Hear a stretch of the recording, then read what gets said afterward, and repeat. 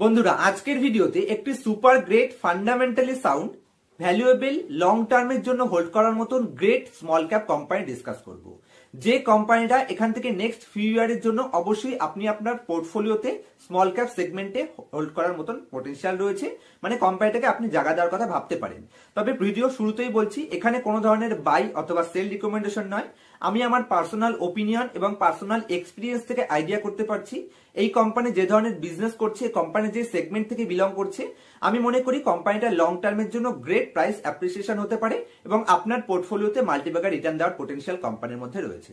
Company যে segment থেকে belong করে সেই সেগমেন্টে আপনি ডোমেস্টিক মার্কেটের কথা বলেন অথবা গ্লোবাল মার্কেটের কথা বলেন, দু জায়গাতেই company almost market leading position hold করে, মানে গ্লোবালিও company market leading position hold করে অলমোস্ট মনোপলি বিজনেস ক্রিয়েট করেছে এবং ডোমেস্টিক মার্কেটেও company almost monopoly business create করেছে। প্রায় 55% উপরে কোম্পানি মার্কেট শেয়ার ক্যাপচার করে আছে এবং কোম্পানি যে সেগমেন্ট থেকে বিলং করে সেই দুটো সেগমেন্টই, মানে যে সেগমেন্ট থেকে কোম্পানি বিলং করে দুটো সেগমেন্টে কোম্পানি মেইনলি ক্রিয়েট করে থাকে। যেরকম ধরুন API manufacturing segment, active pharmaceutical ingredients যেটা তৈরি করার জন্য এই কোম্পানির প্রোডাক্ট অবশ্যই প্রয়োজন। কোম্পানি যে ধরনের প্রোডাক্ট ম্যানুফ্যাকচারিং করে, গ্লাস লাইন ইকুইপমেন্ট, সেগুলো ছাড়া এপিআই ম্যানুফ্যাকচারিং করা সম্ভব নয় এবং কেমিক্যাল সেগমেন্টেও এই কোম্পানির প্রোডাক্ট ইউজ হয়ে থাকে। Company actually glass line product manufacturing করে থাকে, মানে এই এপিআই ম্যানুফ্যাকচারিং করুন অথবা আপনি কেমিক্যাল ম্যানুফ্যাকচারিং করুন, এই কোম্পানি আপনাকে ইকুইপমেন্ট ম্যানুফ্যাকচারিং এ হেল্প করে থাকে এবং এই কোম্পানির ডোমেস্টিক মার্কেটের পাশাপাশি ফরেন মার্কেটেও স্ট্রং মার্কেট লিডিং ফুটপ্রিন্ট তৈরি করতে পেরেছে। অতীতের ফার্স্ট ক্লাস ট্র্যাক রেকর্ড রয়েছে। প্রত্যেকটা পজিটিভ সাইন কোম্পানির মধ্যে আপনি পেয়ে যাবেন, যে সাইনগুলো একটা কোম্পানির শেয়ার প্রাইসকে লং টার্মের জন্য প্রাইস অ্যাপ্রিসিয়েশন করার জন্য সাপোর্টের প্রয়োজন হয়ে থাকে। এবং আরো একটা কথা বলে দিই, এপিআই ম্যানুফ্যাকচারিং সেগমেন্ট এবং কেমিক্যাল সেগমেন্ট দুটো সেগমেন্টে কিন্তু ইন্ডিয়া গ্রেট ফিউচার অপরচুনিটি রয়েছে, কারণ এই দুটো সেগমেন্টেই China almost 80% market share capture করে আছে ওভারঅল গ্লোবালি। কিন্তু যেহেতু এখন ইউএস এর সাথে চায়নার একটা দ্বন্দ্ব চলছে আপনারা জানেন, যার জন্য দুটো সেগমেন্টে সেকেন্ড ম্যানুফ্যাকচারিং হাব কিন্তু ইন্ডিয়া হতে চলেছে, যার ইনডাইরেক্ট বেনিফিট এই কোম্পানিটা পেয়ে যাবে। এপিআই ম্যানুফ্যাকচারিং সেগমেন্ট গ্রো করলেও এর বেনিফিট পাবে এবং কেমিক্যাল সেগমেন্ট গ্রো করলেও তার এর ইনডাইরেক্ট বেনিফিট পাবে এবং এই দুটো সেগমেন্টে কিন্তু equipment manufacturing company market leading position hold করে, গ্লোবালি কথা বলেন অথবা ডোমেস্টিক মার্কেটের কথা বলেন।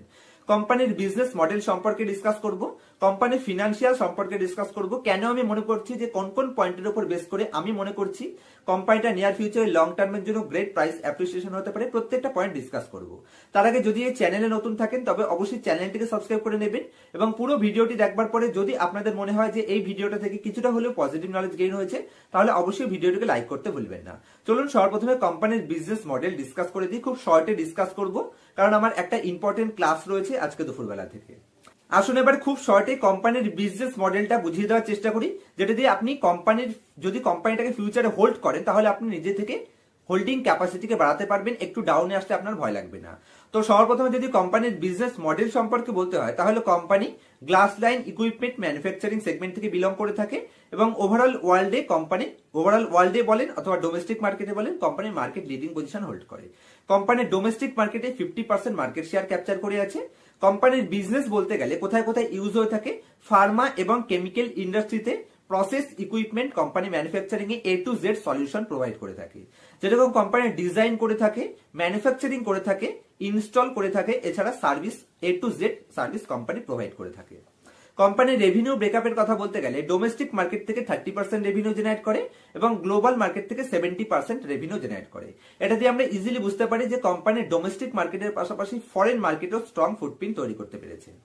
কোম্পানি অ্যাকুইজিশন লিড বিজনেস করে থাকছে, মানে কোম্পানির আশেপাশে যত ছোট ছোট বেস কোম্পানিগুলো আছে সেই কোম্পানিগুলোকে এই কোম্পানি অ্যাকুইজিশন করে নিচ্ছে, যে কারণে ইনঅর্গানিক গ্রোথের অপরচুনিটি কোম্পানি পেয়ে যাচ্ছে এবং কোম্পানি নিজে থেকে অর্গানিক গ্রোথও কিন্তু করছে। লেটেস্ট যদি 5খানা অ্যাকুইজিশনের কথা বলতে হয়, যেখানে 2019 থেকে 2023 পর্যন্ত টোটাল 5 বছরে 5খানা কোম্পানিকে, ছোট কোম্পানিকে এই কোম্পানি অ্যাকুইজিশন করেছে। যেখানে 2019-এ company industrial mixing solution limited কোম্পানিকে পারচেস করে এবং কোম্পানি এখানে মিক্সিং সলিউশন কোম্পানির কাজ কি জানেন? এই যে এপিআই ম্যানুফ্যাকচারিং করা হয়ে থাকে বা কেমিক্যাল সেগমেন্টে যাতে মিক্সিং প্রসেসিং কাজগুলো হয়ে থাকে সেই সেগমেন্টের একটা ছোট কোম্পানি, যেটাকে কোম্পানি অ্যাকুইজিশন করেছে এবং এই সেগমেন্টে মিক্সিং সেগমেন্টেও কোম্পানি নিজের বিজনেস সেগমেন্টকে কন্টিনিউয়াসলি ইনক্রিজ করে যাচ্ছে এবং কোম্পানি 2020-তে ডিডিপিএস ইন্ডিয়াকে পারচেস করেছে 2021-এ HDO টেকনোলজিকে পারচেস করেছে, 2022-এ হাইড্রো এয়ার রিসার্চ কোম্পানিকে পারচেস করেছে এবং 2023-এও আরেকটি মিক্সিং টেকনোলজি কোম্পানিকে পারচেস করেছে। তো মিক্সিং সেগমেন্টেও কোম্পানি ইন্ডাস্ট্রিতে মার্কেট লিডিং পজিশনের দিকে ধীরে ধীরে এগিয়ে যাচ্ছে এবং এই অ্যাকুইজিশনের মাধ্যমে কোম্পানি নিজে তো অর্গানিক গ্রোথ করছে, তার সাথে অ্যাকুইজিশন করেও company acquisition lead business model যেটাকে বলা হয়ে থাকে, মানে কোম্পানি ছোট ছোট বিজনেসগুলোকে পারচেস করে নিচ্ছে এবং নিজের গ্রোথকে কন্টিনিউয়াসলি ইনক্রিজ করার চেষ্টা করছে। কোম্পানি যদি আপনি এখানে একটা নেগেটিভ সাইন আছে, যদিও এটা নেগেটিভ সাইন নয়, এটা আপনাকে আগে বুঝতে হবে। যদি আপনি কোম্পানির শেয়ার হোল্ডিং প্যাটার্নে যান, যখন আমরা শেয়ার হোল্ডিং প্যাটার্ন অ্যানালাইসিস করব পয়েন্টস টাইমে আপনাকে বুঝিয়ে দেবো। এখানে একটা প্রাইভেট ইনভেস্টমেন্ট ফান্ড যারা জার্মানি থেকে এখানে ইনভেস্ট করেছিল তারা এক্সিট নিয়েছে, যে কারণে এখানে আপনি দেখতে পাবেন যে কন্টিনিউয়াসলি শেয়ার হোল্ডিং প্যাটার্নে একটু এদিক ওদিক হয়েছে, যেটা আমরা শেয়ার হোল্ডিং প্যাটার্ন অ্যানালাইসিস করার সময় আমি আপনাকে ডিটেল বুঝিয়ে দেওয়ার চেষ্টা করব। চলুন এবার কোম্পানির ফিনান্সিয়াল স্টেটমেন্টটা বোঝার চেষ্টা করি। ফিনান্সিয়াল স্টেটমেন্ট বুঝলে আপনি বুঝতে পারবেন কোম্পানি অতীতে কিরকম ট্র্যাক রেকর্ড আছে এবং ফিউচারে কতটা গ্রোথ পোটেনশিয়াল কোম্পানির কাছে অ্যাভেলেবেল আছে এবং কোম্পানি কিরকম ভ্যালুয়েশনে রয়েছে। কারণ অতীত থেকে যেরকম গ্রোথ করে এসেছে সেটা দিয়ে আপনি আইডিয়া করতে পারবেন যে কোম্পানি ফিনান্সিয়ালি কতটা স্ট্রং এবং ফিউচারে কতটা কোম্পানি এটাকে মানে কন্ট্রিবিউট করতে পারবে বা কন্টিনিউ করতে পারবে। চলুন ফিনান্সিয়াল স্টেটমেন্ট বোঝানোর জন্য আমি আপনাদের স্ক্রিনারের উপর নিয়ে যাচ্ছি। তো যে কোম্পানিটা নিয়ে আজকের ভিডিওতে ডিসকাস করছি, কোম্পানির নাম জিএমএম ফডলার লিমিটেড এবং কোম্পানি ডোমেস্টিক মার্কেটে এবং ফরেন মার্কেটে মার্কেট লিডিং পজিশন হোল্ড করে, strong almost monopoly business create করে। কোম্পানি যদি আপনি শেয়ার প্রাইস দেখেন তাহলে এখন বর্তমানে 1821 টাকাতে ট্রেড করছে এবং কোম্পানি হাই কত বানিয়েছিল 2190, বেশ কিছুটা ডিসকাউন্টে অ্যাভেলেবেল রয়েছে। যদি কোম্পানির পি রেশিও দেখেন তাহলে 44-এর পি রেশিও আপনাদের হাই মনে হতে পারে, যে কারণে কোম্পানি দেখুন ফিউচার সুপার গ্রেট এবং যে দুটো সেগমেন্টে company mainly market leading position hold করে, এপিআই ম্যানুফ্যাকচারিং সেগমেন্টে মানে এপিআই ইকুইপমেন্ট ম্যানুফ্যাকচারিং সেগমেন্টে এবং ইন্ডাস্ট্রিয়াল কেমিক্যাল সেগমেন্টে ম্যানুফ্যাকচারিং ইকুইপমেন্ট ম্যানুফ্যাকচারিং সেগমেন্টে company market leading position hold করে। দুটোই China plus one strategy near ফিউচারে অ্যাপ্লাই হতে চলেছে, যে কারণে কোম্পানি ফিউচার সুপার গ্রেট, তো একটু হায়ার পি কোম্পানি ডিমান্ড করছে, এটা স্বাভাবিক ব্যাপার। যদি আপনি কোম্পানির মিডিয়ান পি রেশিও হিসেবে দেখেন তাহলে আমি পি রেশিওতে চলে গেলাম। কোম্পানির 5 বছরের মিডিয়ান পি রেশিও আছে 59.5। তো 5 বছরের মিডিয়ান পি এর তুলনায় কোম্পানি এখন গ্রেট পি ভ্যালুয়েশনে অ্যাভেলেবেল রয়েছে। যদি আপনি পি হিসেবে দেখেন, company 23% return on capital employed generate করছে এবং almost 25% return on equity generate করছে। যদি আপনি কোম্পানির ভিশনে দেখতেন 2024-এর কোম্পানি অ্যানুয়াল রিপোর্টে 25% কোম্পানি 2027-এ রিটার্ন অন ইকুইটি অ্যাচিভমেন্টের কথা বলেছিল, যেটা অলমোস্ট কোম্পানি 2023-এর শেষও হতে পারেনি, এর মধ্যেই কোম্পানি এটাকে অ্যাচিভ করে নিয়েছে।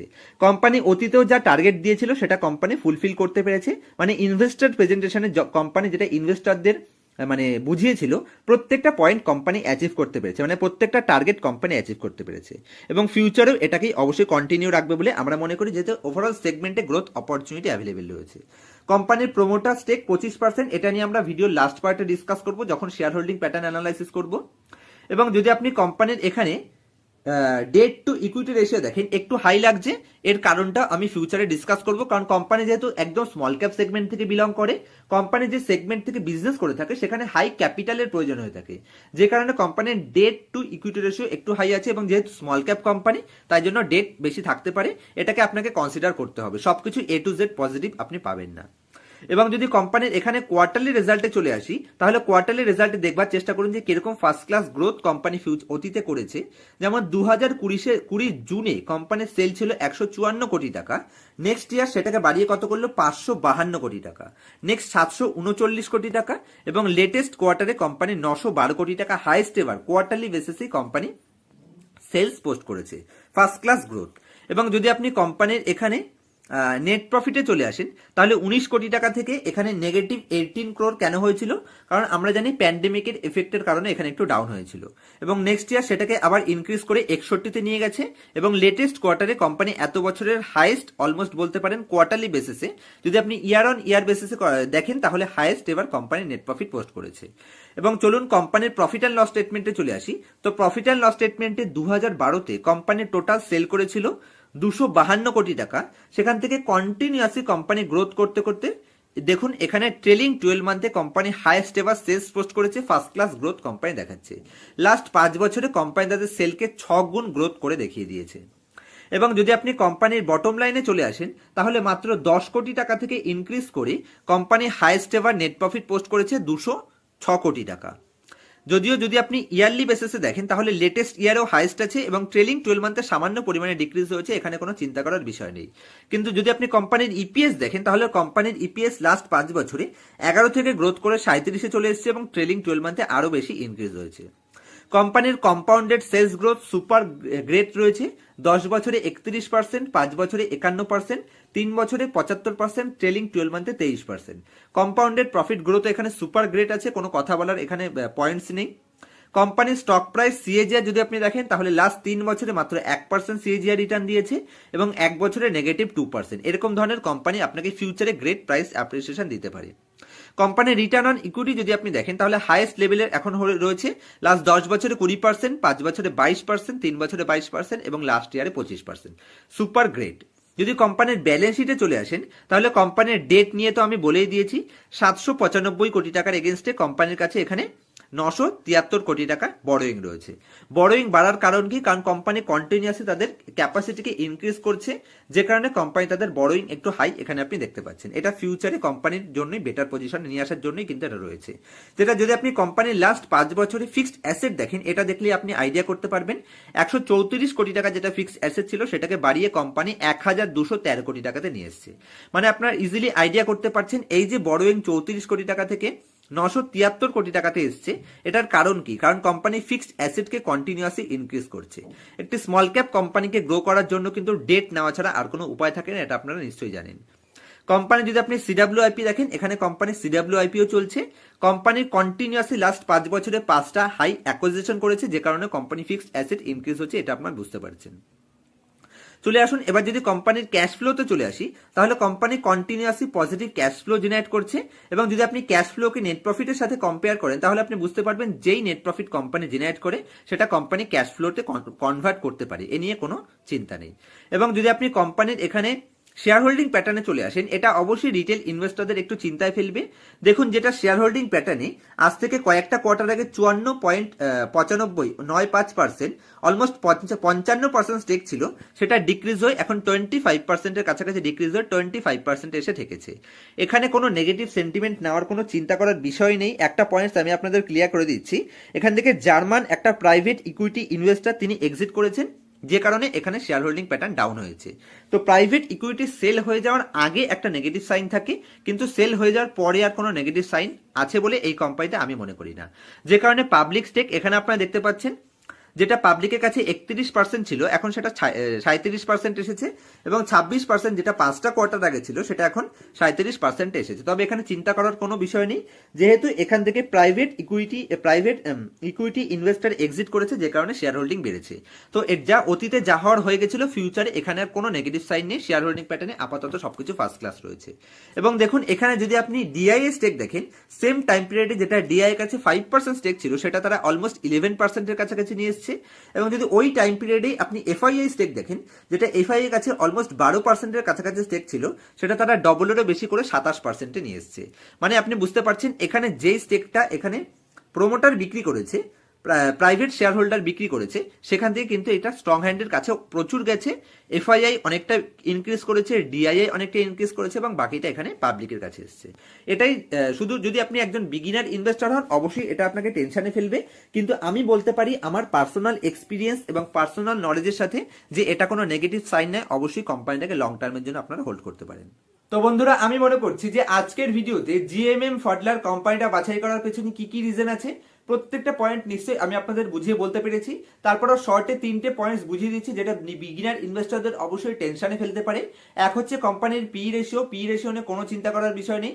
কোম্পানি অতীতে এর থেকেও অনেক হাই পিতে ট্রেড হয়েছে, এটা কোম্পানির জন্য ঠিকঠাক পিতে আছে বলে আমি মনে করছি। সেকেন্ড, কোম্পানির ডেট টু ইকুইটি রেশিও, এটা নিয়েও চিন্তা করার বিষয় নেই, যেহেতু কোম্পানি কন্টিনিউয়াসলি নতুন নতুন কোম্পানিকে অ্যাকুইজিশন করছে, যে কারণে কোম্পানির হাই ডেটের প্রয়োজন হচ্ছে। এবং কোম্পানির আপনি যদি ফিক্সড অ্যাসেট দেখেন, কন্টিনিউয়াসলি ফিক্সড অ্যাসেট ইনক্রিজ হচ্ছে, এটা আপনি বুঝতে পারছেন।